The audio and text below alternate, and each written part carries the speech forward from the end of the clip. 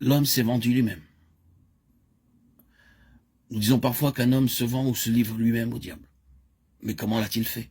Certes, il ne s'est pas vendu lui-même objectivement comme s'il vendait quelques biens, meubles ou quelques objets, que cette chose devienne la possession d'un autre. Il s'est vendu lui-même subjectivement, il s'est vendu ou livré dans son âme.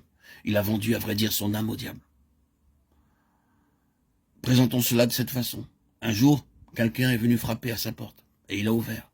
Et cette personne s'est mise à lui parler perfidement, sous le couvert d'un langage séduisant et en termes alléchants. Et au lieu de claquer la porte au nez de ce visiteur, il l'ouvrit un peu plus et écouta. Souvenez-vous que c'est toujours là le premier pas vers l'esclavage. C'est toujours là le premier mouvement vers une situation qui réclamera la rédemption. Écoutez le diable et ne pas réagir. Immédiatement avec la question, ceci est-il vrai de Dieu ou ceci est-il faux quant à Dieu?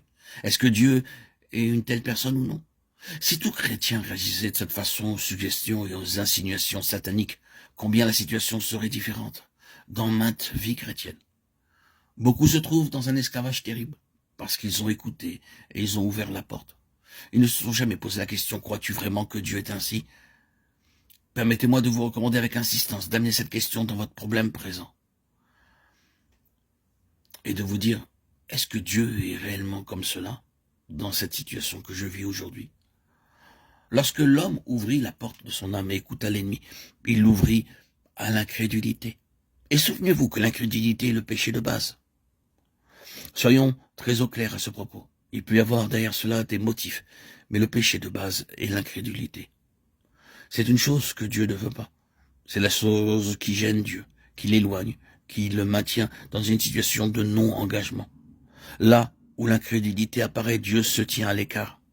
Et aussi longtemps qu'elle persiste, le gouffre devient plus béant. Dieu ne s'engagera jamais là où il y a l'incrédulité. Cela paraît-il élémentaire? C'est quelque chose qui nous poursuit jusqu'au bout. La question de la foi en Dieu est la base de toute notre éducation. Disons-le franchement, la mesure selon laquelle Dieu s'est livré lui-même ou ne se livrera jamais lui-même est la mesure de notre foi en lui. Lorsque l'homme ouvrit la porte de l'incrédulité, Satan introduisit son pied directement dans l'âme de l'homme, de sorte que maintenant l'âme de l'homme, tel qu'il est par nature, est liée aux puissances mauvaises. Et la force de ce lien est l'incrédulité.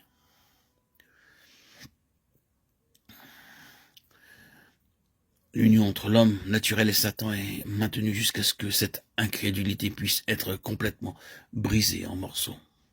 À cause de son incrédulité, Adam suscita et établit pour toute sa race un lien de l'âme avec les puissances mauvaises. Et c'est cela la nature de la servitude de l'homme.